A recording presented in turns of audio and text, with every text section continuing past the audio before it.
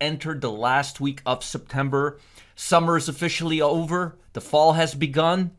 What do I always say? Let's get into it right now. So let me go over the global markets.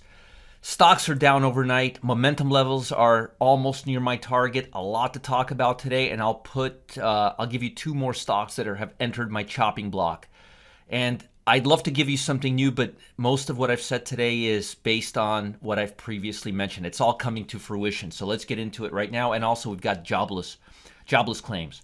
So global shares were mostly lower Thursday due to broad uncertainty. There's a lot of talk right now. Is the vaccine coming out? Who's going to win the presidential race? Are we going to have a vaccine before the election or not? Is the stock market going to peter out and trade at the 200-day moving average? These are all good questions. So there's a lot of uncertainty. And on top of that, Trump and China are at it again. So there's a lot of friction right now, and the markets don't like friction. The U.S. market players are feeling less optimistic about action from the Federal Reserve because nothing has been done. We're not seeing a package put together, Congress to help the economy amid the distraction of the presidential election and the battle over the Supreme Court seat that's left vacant after Justice Ginsburg passed away. Wall Street experienced more whiplash Wednesday, and right now I'm looking at the overnight market, and we're going to be opening quite a bit lower, wiping out gains from the day before. Apart from worries from the politics and the pandemic, big tech, I have a feeling Warren Buffett is selling some of his Apple shares. It's been in a strong distribution, and Amazon hasn't been faring well either. They've been at the center of recent swings.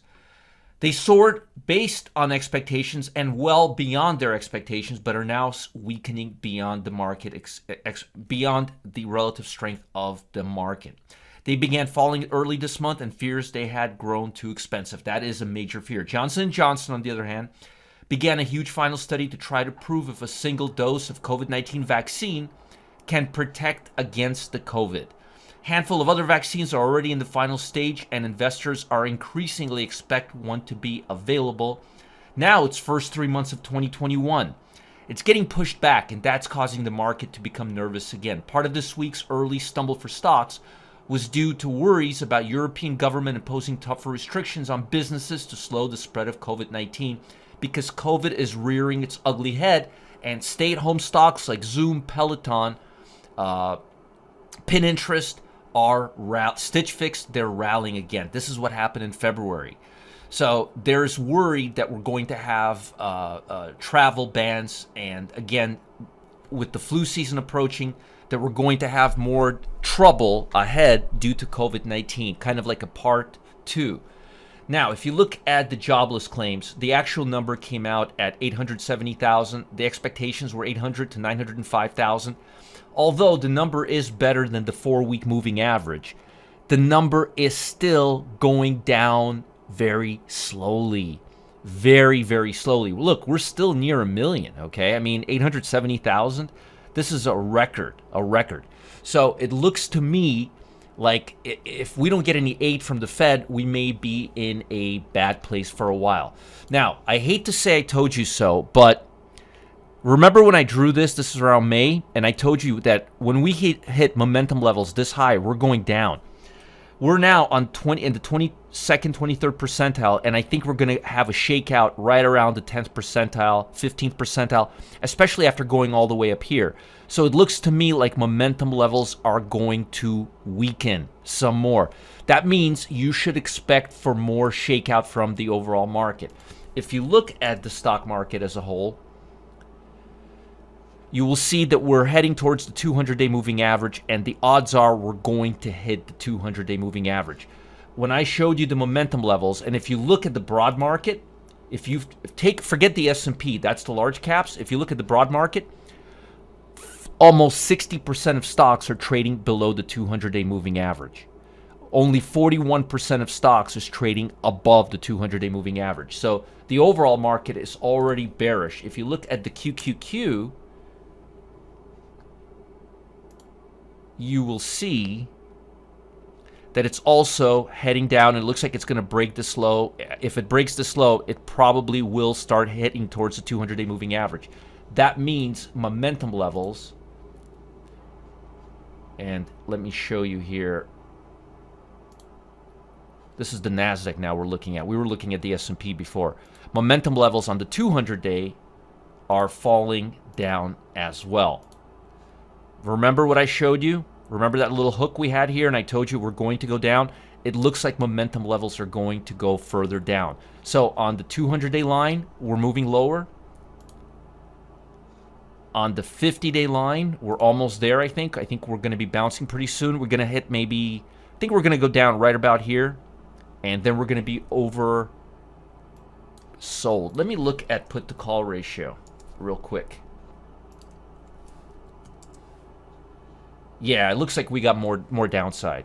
I hate to say it, but that's what I was talking about. Now, in light of all of that, I want to show you two stocks that I would be selling right now. Vornado Realty Trust, VNO. REITs have not been doing well. And again, looks like we've been congesting, and it looks like now we're breaking this low. And it looks like we're heading towards the low again. And if this breaks this low, we're going to be testing the low. I would sell right at the $31.80 level and put a buy stop at the $36 level. That's Vornado Realty Trust. As you could see here, even when the market rallied, what did this do? Nothing. That means it's going to be hard for this position to go against you. Next one is Equity Residential, EQR, okay?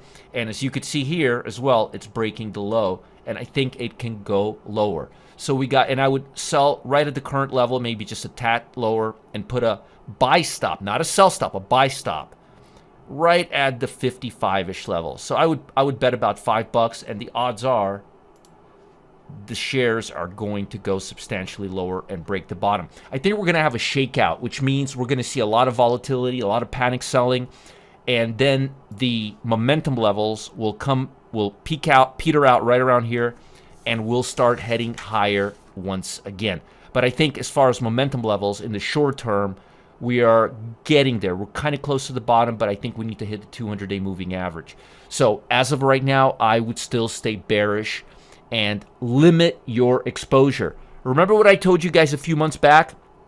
Tech is going to take a dive. Industrial and materials are going to lead. Defensive stocks are going to lead. Momentum levels are overbought. I even drew this circle for you here. And I told you to sell REITs. And right now I'm giving you two, VNO and EQR. Now, don't go anywhere. I've got something really important for you. The stock market, it's been pulling back hard lately. That's what I've been talking about the last few minutes. But luckily for you, I've come across a trading strategy that could bring you some calm during these market storms. It's called trophy trades. And over the course of 20 years, the man behind this market-proof strategy has won 206 out of his 213 trades. Can you imagine taking 213 trades and 206 of them are winners? That's a 97% win rate. Just this past month, you could have earned massive winners from his trades. If you purchased two $4.50 options on DocuSign, $900 investment, you could have made $15,340. $900 into $15,350. You're not going to want to miss out on this next trophy trade, and it's coming down the pipe soon. Click on the link below to see how you can access it now. 97% accuracy. All right? I think $56,000 a month over the last 20 years, $13.5 million in profits. This man is a true 10 times trading champion. Trophy trades. Check it out now. Follow the link below. I'll talk to you.